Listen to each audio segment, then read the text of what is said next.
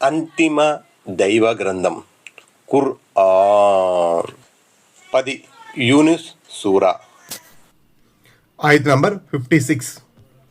هو يحيي ويميت وإليه ترجعون.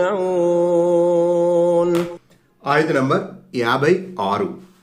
ఆయనే ప్రాణం పోస్తాడు, మరి ఆయనే ప్రాణం తీస్తాడు, మీరంతా ఆయన వద్దకే మరలించబడతారు. 85. ఈ ఆయతులలో భూమి ఆకాశాలలో ఉన్నవన్నీ దేవునివేనని, ఆయన వాగ్దానం నెరవేరి తీరుతుందని, ఆయనే జీవన్మరణాల ప్రదాత అని, ఆయన సమక్షంలో అందరూ హాజరు కాక తప్పదని చెప్పబడింది. ఇంతకుముందు చెప్పబడిన విషయాలే మరోసారి చెప్పబడ్డాయి. సర్వాధికారి అయిన ఆయన పట్టు నుంచి మీరు ఎలా తప్పించుకుంటారు? ఆయన నిర్ధారించిన లెక్కల గడియను మీరు ఎలా దాటిపోగలుగుతారు అని చెప్పడం దీని ఉద్దేశం. ఆయత్ నంబర్ 57. యా అయ్యుహన్ నాసు ఖద్ జాఅత్కుం మౌఇదతుం మిర్ రబ్బికుం వషిఫాఉన్ లిమా ఫిస్ సుదూరి వహుదన్ వరహ్మతుల్ లిల్ ముഅ్మినీన్. ఆయత్ నంబర్ 57. ప్రజలారా, మీ ప్రభు తరపు నుంచి మీ వద్దకు హితోపదేశం వచ్చింది. అది హృదయాలలో ఉన్న వ్యాధుల నుంచి స్వస్థత నొసగేది, నమ్మేవారి కోసం మార్గదర్శకం, కారుణ్యం. 86. మనస్ఫూర్తిగా దివ్య ఖురాను పారాయణం చేసేవారి కొరకు, దాని లోతుల్లోకి పోదలచేవారి కొరకు అది నిస్సందేహంగా హితబోధిని. బోధకుడు వైద్యుని లాంటివాడు. మనిషి శరీరానికి హాని కలిగించే వస్తువుల నుండి వైద్యుడు అతన్ని వారిస్తాడు. అలాగే దివ్య ఖురాన్ కూడా మానవునికి నష్టం కలిగించే విషయాల నుండి ఆపుతుంది. ధిక్కరించిన కారణంగా ఎదుర్కొనవలసిన విపత్కర పరిణామాల గురించి ముందుగా హెచ్చరిస్తుంది. మనిషి పరలోక జీవితాన్ని నాశనం చేసే విధానాల నుండి కూడా అది ఆపుతుంది. 87. అంటే దేవుని ఏకత్వం, తౌహీద్, దైవ దౌత్యం, రిసాలత్, సత్య విశ్వాసాల పట్ల ఆంతర్యంలో జనించే సందేహాలను పటాపంచలు చేస్తుంది. మనసులలో పేరుకుపోయే కుఫ్రు, సత్య తిరస్కారం, నిఫాక్, కాపట్యం లాంటి తుప్పును తొలగిస్తుంది. 88. ఆ మాటకొస్తే దైవ గ్రంథమైన ఖురాన్ మానవులందరికీ మార్గదర్శకమే. అయితే విశ్వసించిన వారు మాత్రమే ఆ జ్ఞానసుధ ద్వారా ప్రయోజనం పొందుతారు. ఆ విధంగా అది వారి పాలిట కారుణ్యం అవుతుంది. ఈ విషయమే దివ్య ఖురాన్లోని బనీ ఇస్రాయిల్ సూరా 82వ ఆయతులో, అలిఫ్ లామ్ మీమ్ అస్-సజ్దా సూరా 44వ ఆయతులో కూడా చెప్పబడింది. అలాగే భయభక్తులు కలవారి కొరకు మార్గదర్శకం అన్న వాక్యానికి ఇవ్వబడిన వివరణను కూడా చూడగలరు. అల్ బక్రా 2. ఆయత్ నంబర్ 58. قل بفضل الله وبرحمته فبذلك فليفرحوا هو خير مما يجمعون. ఆయత్ నంబర్ 58. ఓ ప్రవక్త, వారికి చెప్పు, అల్లాహ్ ప్రదానం చేసిన ఈ బహుమానానికి, కారుణ్యానికి జనులు సంతోషించాలి. వారు కూడబెట్టే దానికంటే అది ఎంతో మేలైనది. 89. ఆశించిన గొప్ప లక్ష్యం సిద్ధించినప్పుడు మనిషి ఆనందంతో పరవశించిపోతాడు. దివ్య ఖురాన్ను అల్లాహ్ ముస్లింలకు ప్రసాదించి వారికి మహోపకారం చేశాడు కనుక దానిపై ముస్లింలు సంబరపడాలి. వారి హృదయాంతరాలలో కృతజ్ఞతాభావం ఉప్పొంగాలి.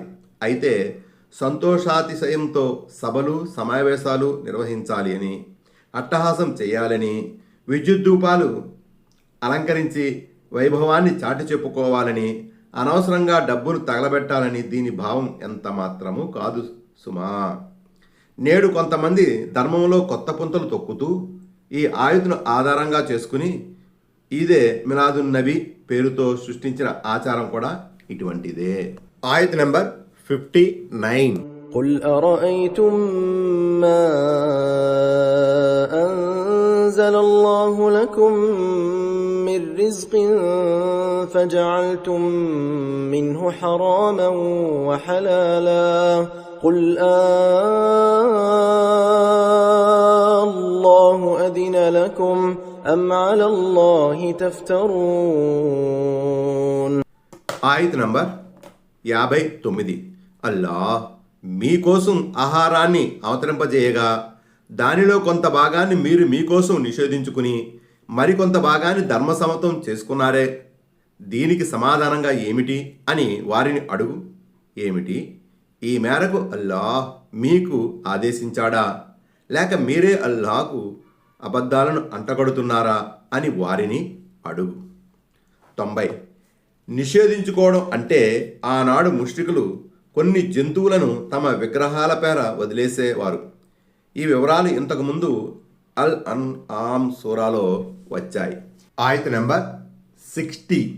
وما ظن الذين يفترون على الله الكذب يوم القيامة إن الله لذو فضل على الناس ولكن أكثرهم لا يشكرون.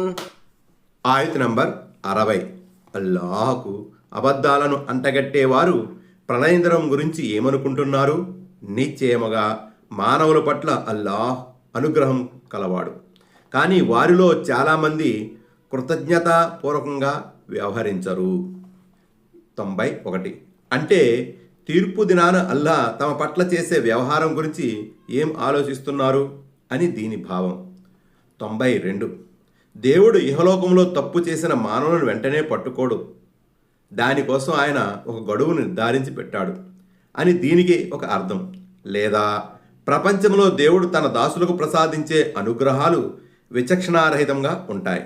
ఆహారాన్ని ప్రసాదించే విషయంలో ఆయన విశ్వాసుల్ని అవిశ్వాసుల్ని, విధేయుల్ని అవిధేయుల్ని భేదభావం చూపడు. అలాగే మానవులకు ఉపయోగకరమైన లాభదాయకమైన వస్తువులను ఆయన ధర్మసమ్మతం హలాల్ గావించాడు, వాటిని నిషేధించలేదు, హరాం చేయలేదు. 93. అంటే వారు దైవానుగ్రహాలకు కృతజ్ఞతలు తెలుపుకోరు, లేదా దేవుడు ధర్మసమ్మతంగా ఖరారు చేసిన వాటిని అధర్మంగా చేసుకుంటారు. ఆయత నెంబర్ 61. وما تكون في شأن وما تتلو منه من قرآن ولا تعملون من عمل إلا كنا عليكم شهودا إذ تفيضون فيه وما يعزب عن ربك من مثقال ذرة في الأرض ولا في السماء ولا أصغر من ذلك ولا أكبر إلا في كتاب مبين. ఆయత నంబర్ 61. ఓ ప్రవక్త, నువ్వు ఏ స్థితిలో ఉన్నా, ఖురాన్లోని ఏ భాగాలను పారాయణం చేసినా, ప్రజలారా మీరు ఏ పని చేసినా, మీరు మీ కార్యాలలో తలమునకలై ఉన్నప్పుడు మేము మిమ్మల్ని గమనిస్తూనే ఉంటాం. భూమిలో ఆకాశాలలో ఉన్న రవ్వంత వస్తువు కూడా నీ ప్రభువు నుండి గోప్యంగా లేదు. దానికంటే చిన్నదైనా సరే పెద్దదైనా సరే స్పష్టమైన గ్రంథాలలో నమోదు కాకుండా లేదు. 94. ఈ ఆయతులో దేవుడు తన ప్రవక్తను ముస్లింలను ఉద్దేశించి ఈ విధంగా చెప్పాడు. దేవుడు తన సృష్టి రాసుల స్థితిగతులన్నిటినీ చూస్తున్నాడు. ఒక్కో గడియ ఒక్కో క్షణం ఆయన మీ కదలికలను కనిపెడుతూ ఉన్నాడు. భూమి ఆకాశాలలోని ఏ చిన్న వస్తువు మరే పెద్ద వస్తువు ఆయన నుంచి దాగిలేదు. ఈ విషయమే అల్ అనామ్ సూరాలో 59వ ఆయతులోను 38వ ఆయతులోను చెప్పబడింది. హూద్ సూరాలో 6వ వచనంలో కూడా దీని ప్రస్తావన వచ్చింది. ఆయత నెంబర్ 62. అలా ఇన్న ఔలియా అల్లాహి లా ఖౌఫున్ అలైహిం వలా హుం యహ్జనూన్. ఆయత నంబర్ 62. వినండి, అల్లాహ్ స్నేహితులకు భయం గాని దుఃఖం గాని ఉండదు. 95. అవిధేయుల గురించి చెప్పిన తరువాత అల్లాహ్ తనకు ప్రియతములైన విధేయుల గురించి చెబుతున్నాడు. వారు అల్లాహకు ప్రియతములు, ఔలియా అల్లాహ్. ఔలియా అనే పదం వలి అనే పదానికి బహువచనం. నెగంటువుపురంగా వలి అంటే సన్నిహితుడని అర్థం. దీని ప్రకారం ఔలియా అల్లాహ్ అంటే చిత్తశుద్ధితో అల్లాహకు విధేయత కనబరిచి చెడుల నుండి తమను కాపాడుకుని దైవ సామీప్యం పొందేందుకు నిరంతరం పాటుపడిన వారు అని అర్థం. అల్లాహ్ స్వయంగా తరువాతి ఆయతులో ఔలియా అల్లాహ్ను నిర్వచించాడు. వారు విశ్వసించడంతో పాటు తన పట్ల భయభక్తుల విధానాన్ని కలిగి ఉంటారని వివరించాడు. దీన్ని బట్టి అవగతమయ్యేది ఏమిటంటే దైవ సామీప్యం పొందగోరేవారు నిష్కల్మషమైన విశ్వాసం కలిగి ఉండడంతో పాటు భయభక్తులతో కూడుకున్న జీవితం గడపాలి. ప్రతి దైవభీతిపరుడు అల్లాహకు ప్రియతముడే, వలి అల్లాహే. కానీ జనులు మాత్రం దీన్ని ఒక ప్రవాసనంగా మార్చారు. మహిమలు చేసేవారే దేవుని ప్రియతములు కాగలుగుతారని భాష్యం చెప్పారు. తమ భాష్యాన్ని సమర్థించుకోవడానికి తాము ఇష్టపడే వలీలకు స్వకల్పిత మహిమలను ఆపాదించారు. దైవ సామీప్యం పొందడానికి మహిమలు ప్రదర్శించడానికి అసలు సంబంధమే లేదు. ఒకవేళ ఎవరి ద్వారానైనా ఏదైనా మహిమ ప్రదర్శితమైతే అది దైవేచ్ఛ, దైవ ప్రణాళిక అనుకోవాలి. అంతేగాని అది ఆ వలీ తరపు నుంచి జరిగింది ఏమీ కాదు. అలాగే ఒక ధర్మనిష్ఠాపరుని ద్వారా, ఒక విశ్వాసి ద్వారా ఏదన్నా మహిమ ప్రదర్శితం కాకపోయినంత మాత్రాన వారి భక్తి తత్పరతను శంకించనవసరం లేదు. ఎవరి ఆంతర్యాల్లో ఎంత భక్తి ఉందో అల్లాహకే బాగా తెలుసు. 96. భయము భవిష్యత్తుకు, దుఃఖం గతానికి సంబంధించినది. వారు దైవానికి భయపడుతూ జీవితం గడపడం వల్ల ప్రళయదినపు బీతావహ స్థితి గురించి అంతగా భయపడవలసిన అవసరం ఉండదు. పైగా వారు తమ విశ్వాసం, ఈమాన్, భయభక్తుల తక్వా మూలంగా దైవకారుణ్యం పట్ల ఆశ పెట్టుకుని ఉంటారు. దైవానుగ్రహం తమపై ఉంటుందన్న భరోసా వారికి ఉంటుంది. అలాగే ఇహలోకంలో తాము వదిలిపోయిన దాని గురించి కానీ, తాము జుర్రుకోలేకపోయిన సుఖాల పట్ల కానీ వారికి ఎలాంటి చీకు చింత ఉండదు. ఎందుకంటే ఇదంతా దైవేచ్ఛను గుణంగా జరిగిందన్న సంగతి వారికి బాగా తెలుసు. అందువల్ల వారి ఆంతర్యాలలో ఎలాంటి అసంతృప్తి, వ్యాకులత జనించదు. పైగా దైవేచ్ఛపై వారి హృదయాలు పూర్తిగా రాజీ పడిపోతాయి. ఆయత నంబర్ 63. الذين آمنوا وكانوا يتقون.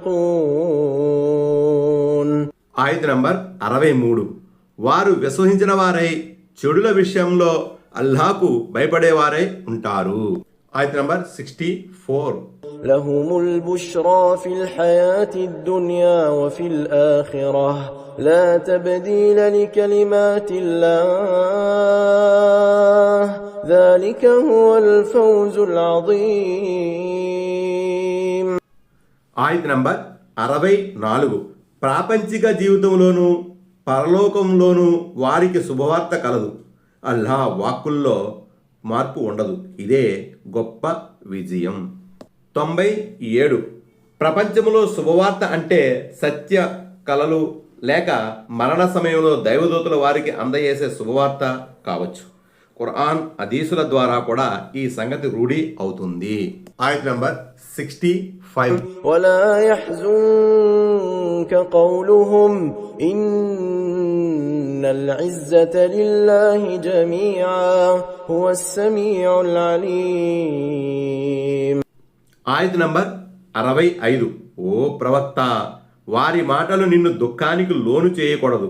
యథార్థానికి సర్వాధిపత్యం అల్లాదే. ఆయన అంతా వినేవాడు, అన్నీ తెలిసినవాడు.